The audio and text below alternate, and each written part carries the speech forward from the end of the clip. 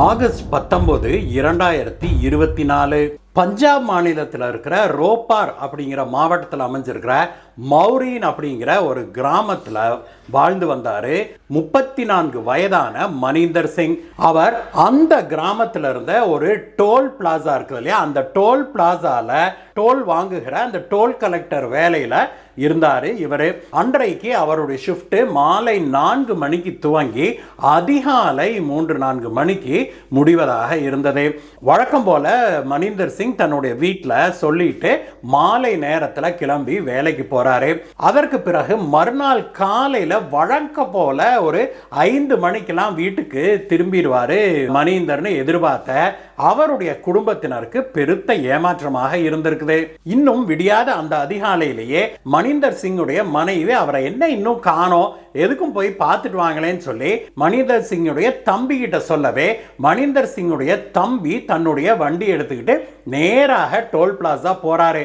ஆனா டோல் பிளாசாக்கு போனா அவர் வழக்கம் போல வேலையை முடிச்சுட்டு கிளம்பிட்டாருப்பா அப்படின்னு சொல்லி சொல்றாங்க. 4 மணிக்கெல்லாம் அவர் டோல் பிளாசால இருந்து கிளம்பி இருந்தாரு அப்படின்னாக்க அவர் 4:30க்கெல்லாம் வீட்டுக்கு வந்திருப்பாரு. கொஞ்ச தூரத்துல தானே வீடு, அவர் எங்க இன்னும் காணோம் அப்படின்னு சொல்லிட்டு டென்ஷனான அவருடைய தம்பி அங்க டோல் பிளாசாவுக்கு அக்கம் பக்கத்துலன்னு தேட ஆரம்பிக்கிறாரு. அப்படி இவர் தன்னுடைய அண்ணனை தேட ஆரம்பிச்ச போது அந்த டோல் பிளாசால இருந்து ஒரு 1/2 கிலோமீட்டர் தள்ளி இருந்த ஒரு இடத்துல ஒரு கட் ரோடு போறத பாக்குறாரு. அந்த மெயின் ரோட்ல இருந்தே உள்ள லைட் அடிச்சு பார்த்த போது ஒரு 50 அடி தள்ளி மணிந்தர் சிங்குடைய மோட்டார் பைக் அங்க நிக்கிறத பாக்குறாரு. உடனடியாக அந்த கட் ரோட்ல சல்லுன்னு போய் மணிந்தர் சிங் பைக்கு கிட்ட தன்னுடைய வண்டி நிறுத்துறாரு. நிறுத்தும் போதுதான் அவர் கவனிக்கிறாரு, அந்த பைக் நிறுத்தி இருந்தது இல்லையா, அதுல இருந்து கொஞ்சம் தூரம் உள்ள தள்ளி இந்த புதர்களுக்கிடையே யாரோ எதையோ இழுத்துட்டு போற சவுண்டு கேக்குது. உடனடியாக அந்த பக்கமாக ஓடுகிறாரு. இவர் ஓட ஓட அந்த உருவம் உன்னை இழுத்துட்டு இருந்தது இல்லையா, அந்த உருவம் அதை அப்படியே போட்டுட்டு அங்க இருந்து தப்பிச்சு ஓடுது. அவர் எதையோ இழுத்துட்டு போனா இல்லையா அந்த ஆளு, அந்த இடத்துக்கு ஓடி போய் பார்க்கிறாரு. அதை பார்த்த உடனே அவருடைய நெஞ்சமே வெடித்து விடும் போல இருந்தது. அந்த இடத்துல முழு நிர்வாண கோலத்துல தன்னுடைய அண்ணன் மணிந்தர் சிங் கிடக்கிறத அவர் பார்க்கிறாரு. உடனடியாக போலீஸுக்கு தகவல் பறக்குது.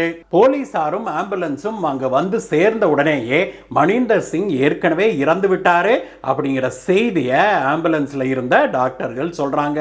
உடனடியாக போலீசார் அந்த பகுதி முழுவதையும் தங்களுடைய கண்ட்ரோல்ல கொண்டு வராங்க. இந்த கொலையை செய்தவன் யாருன்னு கண்டுபிடிக்கிறதுக்காக ஃபாரன்சிக் டீமுக்கும் சொல்லி அனுப்பி அந்த பகுதி முழுவதும் தங்களுக்கு ஏதாவது தடயங்கள் கிடைக்குமா அப்படின்னு சல்லட போட்டு தேட ஆரம்பிக்கிறாங்க. அப்படி போலீசார் தேடிய போது மணிந்தர் சிங்குடைய உடலை இவன் தரதரன்னு இழுத்துட்டு போயிருந்தான் இல்லையா அந்த புதர்களுக்கு இடையே, அந்த இடத்துல ஒரு இடத்துல ஒரு ஆரஞ்சு கலர் ஸ்கார்ஃப், இந்த கழுத்துல பெரிய கர்ச்சீஃப் மாதிரி கட்டிக்குவாங்க இல்லையா, அந்த மாதிரியான ஒரு ஆரஞ்சு கலர் ஸ்கார்ஃப் ஒன்று கிடக்கிறத பார்க்குறாங்க. இந்த ஸ்கார்ஃப் கொலையாளியுடையதாக இருக்கலாம் அப்படின்னு சொல்லி போலீசார் ஒரு முடிவுக்கு வர்றாங்க. போலீசார் உடனடியாக கொலை வழக்கை பதிவு செய்து தங்களுடைய விசாரணையை முழு வீச்சில் ஆரம்பிக்கிறாங்க. இந்த வழக்கை விசாரணைக்கு எடுத்துக்கிட்ட கிர்தாப்பூர் சாஹிப் போலீஸ் ஸ்டேஷனுடைய இன்சார்ஜாக இருந்த ஜத்தின் கபூர் அவர்களுக்கு ஒரு விஷயம் தோணுது. இந்த மணிந்தர் சிங்குடைய உடல் கிடந்த நிலையை பார்த்த உடனே அவருக்கு ஒரு விஷயம் தோணி இருக்குது.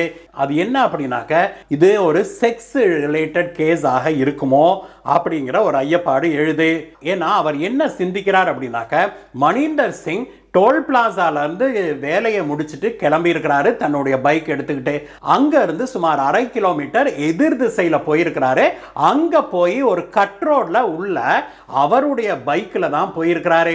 அங்க போய் பைக்கை நிறுத்திட்டு அதற்கு பிறகு அதற்கு அருகே இருந்த அந்த புதர் மண்டிய அந்த காட்டுக்குள்ளதான் இந்த சம்பவம் நடந்திருக்குது.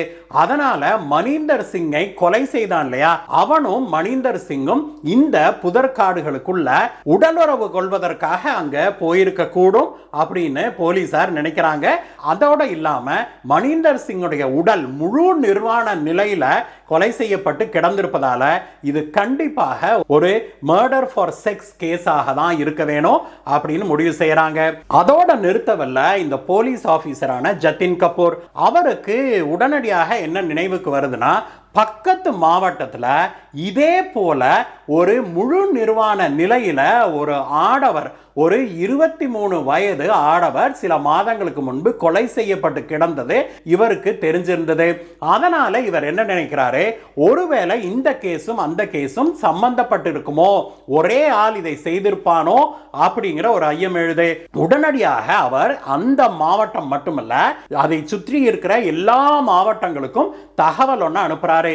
இந்த மாதிரி முழு நிர்வாணமாகவோ அரை நிர்வாணமாகவோ ஆணையோ பெண்ணையோ யாராவது இப்படி கொலை செய்து போட்டிருந்தாங்க அப்படின்னாங்க அந்த வழக்குகளை பற்றிய தகவல்களை தங்களுக்கு தெரிவிக்க சொல்றாங்க. அடுத்த சில நாட்கள்லேயே அந்த 3-4 மாவட்டங்கள்ல இருந்து பல தகவல்கள் போலீஸ்க்கு வருது. இது எல்லாமே ஒரே ஆள் செய்ததாக இருக்குமோ அப்படிங்கிற ஒரு ஐயப்பாடு எழுது. இருந்தாலும் கூட போலீசாரால இதை ஸ்பெசிபிக்காக கண்டுபிடிக்க முடியவில்லை. அதனால இந்த மணீந்தர் சிங் கேஸ்ல முழுமையாக கான்சென்ட்ரேட் பண்றாரு இவர் ஜத்தின் கபூர். இவர் என்ன நினைக்கிறாரு, இந்த மாதிரி தொடர்ந்து செக்ஸ் வைத்து கொண்டு கொலைகளை செய்திருக்கிறான் அப்படின்னா அது ஒரு செக்ஸ் ஒர்க்கராக இருக்கக்கூடும், ஒரு பாலியல் தொழிலாளியாக இருக்கக்கூடும் அப்படின்னு நினைக்கிறாரு. அதனால அவர் என்ன பண்றாரு, அந்த மாவட்டத்தில் இருக்கிற அந்த மாவட்டத்தில் குறிப்பாக அந்த பகுதியில் இருந்த அந்த செக்ஸ் ஒர்க்கர்ஸ் இருப்பாங்க இல்லையா, அவங்களை பற்றிய லிஸ்ட் எல்லாம் எடுக்கிறாரு. அந்த லிஸ்ட் எல்லாம் எடுத்து அந்த லிஸ்ட்ல யார் யாருடைய புகைப்படங்கள் எல்லாம் கிடைக்குதோ அந்த புகைப்படங்களை எல்லாம் எடுத்து இந்த மணீந்தர் சிங்குடைய தம்பி அவரை பார்த்தார் இல்லையா, அவரிடம் காட்டுறாங்க. அதெல்லாம் இல்லை அப்படின்றாரு. அதற்கு பிறகு இந்த சமயத்தில் யாராவது இங்க செக்ஸ் ஒர்க்கர் இருந்தவங்க வெளியில கிளம்பி போயிட்டாங்களா அல்லது இடம் மாறிட்டாங்களா அப்படின்னு இவர் ஜத்தின் கபூர் விசாரிக்கிறாரு. அப்படி விசாரித்த போது ஒரு சிலருடைய தகவல்கள் வருது. அந்த தகவல்களை கொடுத்தாங்க இல்லையா, அவங்களுடைய தகவல்களை வைத்துக்கொண்டு இந்த பக்கம் வந்து மணீந்தர் சிங்குடைய தம்பி இருக்கார் இல்லையா, அவர்கிட்ட அவர் வந்து அந்த அரை இருட்டில் அந்த முகத்தை பார்த்தார் இல்லையா, அதை ஒரு தோராயமாக சொல்ல சொல்லி அதை கம்ப்யூட்டரில் போட்டு ஒரு வரைபடமாக எடுக்கிறாங்க. அதை வந்து இந்த ஆட்கள்கிட்ட காமிச்ச போது இது யாருன்னு தெரியலைங்க அப்படின்னு சொல்லிடுறாங்க. மணீந்தர் சிங்குடைய தம்பி அவரை இருட்டில் பார்த்ததுனால சரியாக அவருடைய முகத்தை பார்க்க முடியவில்லை, அதனால கம்ப்யூட்டரில் சரியாக பிக்சர் போட முடியல. அப்போதான் ஜத்தின் கபூருக்கு இன்னொரு ஐடியா வருது. அந்த கொலை செய்த இடத்துல ஒரு ஆரஞ்சு கலர் ஸ்கார்ஃப் கிடைச்சது இல்லையா, அந்த ஆரஞ்சு கலர் அந்த பெரிய கர்ச்சீஃப் ஸ்கார்ஃபை எடுத்துக்கிட்டு அதே மாதிரி இந்த செக்ஸ் ஒர்க்கர்ஸ் எல்லாம் இவங்க ஐடென்டிஃபை பண்ணாங்க இல்லையா, அவங்க கிட்ட எல்லாம் காமிச்சு இந்த மாதிரி ஸ்கார்ஃபை யாரெல்லாம் பயன்படுத்தினாங்கன்னு உங்களுக்கு தெரியுமா அப்படின்னு சொல்லி ஒவ்வொருத்தரையாக விசாரித்த போது அந்த செக்ஸ் ஒர்க்கர்ல ஒருத்தர் என்ன சொல்றாருன்னா, சார் இங்க ஒருத்தன் இருந்தாங்க சார், வேலை செஞ்சுக்கிட்டு இருந்தான், அவன் வந்து இதே மாதிரி ஒரு ஆரஞ்சு ஸ்கார்ஃபை டெய்லி கட்டியிருப்பான், அவனை வந்து இப்போ 2-3 நாளா ஆளை காணோம் அப்படின்னு சொல்றாங்க. உடனடியாக அவரை கூட்டிகிட்டு வந்து போலீஸ் ஸ்டேஷன் உட்கார வச்சு போலீஸார் கம்ப்யூட்டரில் போட்டு அவருடைய முகத்தை உருவாக்குறாங்க. அவர் சொன்ன அந்த அடையாளங்களை வைத்துக்கொண்டு ஒரு ஸ்கெட்சை உருவாக்குறாங்க. அந்த ஸ்கெட்சை எடுத்து எல்லா போலீஸ் ஸ்டேஷனுக்கும், அந்த அக்கம் பக்கத்தில் இருந்த எல்லா மாவட்டங்களுக்கும் எல்லா போலீஸ் ஸ்டேஷனுக்கும் அனுப்புகிறாங்க. அதே சமயத்தில் ஜத்தின் கபூர் இன்னொரு விஷயத்தையும் அவர் ஆய்ந்து கண்டுபிடிக்கிறார். அது என்னன்னாக்க, ஒரு 11 பேர் அக்கம்பக்கத்து மாவட்டத்தில் எல்லாம் சேர்த்து ஒரு 11 பேர் இந்த மாதிரி காணாமல் போனவர்கள், கொலை செய்யப்பட்டவர்கள், அரை நிர்வாணமாகவோ முழு நிர்வாணமாகவோ கொலை செய்யப்பட்டு கிடந்தவர்களுடைய கேஸ் எடுத்தாங்க இல்லையா, அவங்களை பற்றியெல்லாம் அவங்கெல்லாம் என்ன பண்றாங்க ஏது பண்றாங்கன்னு விசாரித்த போது முக்காவாசி பேர் அதுல டீ கடையில் வேலை செஞ்சவங்க, லாரியில் கிளீனராக போனவங்க, லாரி டிரைவரு, இந்த மினி ட்ரக் டிரைவர்ஸ், இந்த மாதிரி ஆட்களாக தான் இருந்திருக்கிறாங்க. அதனால ஜத்தின் கபூருக்கு ஒரு ஐடியா வருது. இந்த ஆரஞ்ச் ஸ்கார்ஃபை வச்சு ஒரு ஸ்கெட்ச் வரைஞ்சாங்க இல்லையா, அந்த ஸ்கெட்சை எடுத்துக்கிட்டு இந்த லாரிக்காரங்கெல்லாம் கூடுறாங்க இல்லையா, தாபாலாம், அந்த மாதிரி தாபாகள்ல எல்லாம் போலீசாரை அனுப்பி விசாரிக்க ஆரம்பிக்கிறாங்க. இப்படி ஒருத்தர் இங்க வந்தாரா, ஒரு லாரி டிரைவரோ அல்லது வேலைக்கு இருக்கிறாலோ அல்லது ஒரு டீ கடையாலோ அல்லது வேற எங்கேயாவது வேலை செய்யறாலோ இந்த தாபாக்கு வந்தாங்களா அப்படின்னு சொல்லி போலீசார் விசாரிக்கிறாங்க. அப்படி போலீசார் விசாரிச்சுட்டு இருந்த போது மணீந்தர் சிங் கொலை செய்யப்பட்டு கிடந்த மாவட்ட மாவட்டத்துக்கு 2 மாவட்டம் தள்ளி பரத்கார் அப்படிங்கிற ஒரு ஊர்ல அந்த இடத்துல போலீசார் ஒரு தாபால விசாரித்த போது அந்த பரத்கார்ல அந்த தாபால வேலை செய்த ஒருத்தர் என்ன சொல்றாருன்னா, சார் நேத்து தாங்க சார் ஒருத்தனை பார்த்தேன், இவனை மாதிரியே இருந்தாங்க சார், அவனும் கழுத்துல ஆரஞ்சு கலர் ஸ்கார்ஃப் கட்டியிருந்தான் அப்படின்னு சொல்லி சொல்றாங்க. உடனடியாக 2 கான்ஸ்டபிள அதே தாபால உட்கார வைக்கிறாங்க. மீண்டும் அந்த ஆள் இந்த தாபாக்கு வந்தா பிடிச்சிடலாம் அப்படின்னு அவங்க காத்திருக்கிறாங்க. அவங்க எதிர்பார்த்தது போலவே அன்று இரவு ஒரு லாரி ஒன்று தாபாக்கு வருது. அந்த லாரியிலிருந்து இறங்கிய டிரைவரோடு கைகோர்த்து கொண்டு இந்த ஆளு ஆரஞ்சு கலர் ஸ்கார்ஃபை கட்டிக்கிட்டு இந்த ஆளு வர்றதை கவனிக்கிறாங்க. உடனடியாக போலீசார் அவனை கோழி அமுக்குறாங்க. அவனை பிடிச்சுக்கிட்டு ஸ்டேஷனுக்கு கூட்டிகிட்டு வர்றாங்க. கூட்டிகிட்டு வந்து போலீசார் அவனை விசாரித்த போது அவனுடைய பெயர் ராம் ஸ்வரூப் அப்படின்னும் அவன் பக்கத்து மாவட்டத்தை சேர்ந்தவன் அப்படின்னும் அவனை சோதி அப்படின்னு அழைப்பாங்க அப்படின்னு சொல்றாங்க. அவனை பற்றி போலீசார் மேலும் விசாரித்த போது அவன் என்ன சொல்றான் அப்படின்னா, அவன் வந்து 2005-2006 வருடம் துபாயில வேலை செய்திருக்கிறான், பிறகு கத்தார்ல வேலை செஞ்சிருக்கிறான், அதற்கு பிறகு இந்தியா திரும்பி வந்துடுறான், கல்யாணம் ஆயிருது, குழந்தையெல்லாம் இருக்குது. ஆனால் சில வருடங்களுக்கு முன்பு அவனுடைய மனைவியும் மகனும் இவன் கூட வாழ முடியாதுன்னு சொல்லிட்டு அவங்க பிரிஞ்சு போயிடுறாங்க. அவங்க பிரிஞ்சு போன பிறகு இவன் ஊராக திரிய ஆரம்பிக்கிறான். பகல் நேரத்தில் கிடைத்த வேலையை, டீ கடை வேலையோ அல்லது லாரி கிளீனராகவோ அல்லது ஒரு பேக்கரியில வேலையோ தாபால வேலையோன்னு ஏதோ கிடைச்ச வேலை செஞ்சுக்கிட்டு இரவு நேரத்தில் பாலியல் தொழிலில் ஈடுபட்டிருக்கிறான். இவன் குறிவைக்கிறது பொதுவாகவே இந்த லாரி டிரைவர்கள், கிளீனர்கள், மினி லாரி ஓட்டுகிற டிரைவர் கிளீனரு, அது மட்டும் இல்லாமல் ஆட்டோ டிரைவரு, இந்த டீ கடையில் வேலை செய்கிறவங்க, இந்த மாதிரி ஆட்களை தான் இவன் டார்கெட் பண்ணியிருக்கிறான். போலீசார் அவனை விசாரித்த போது மணிந்தர் சிங்கை கொன்னேன் அப்படின்னு சொல்லி அவன் ஒத்துக்கிறான். ஆனால் அதற்கு பிறகு வேற எதையுமே ஒத்துக்க மாட்டேங்கிறான். அதற்கு பிறகுதான் போலீசார் அவனுக்கு அவங்களுடைய வழக்கமான கிட்டுக்கு பிடி விசாரணையை போட்டு விசாரிக்கிறாங்க.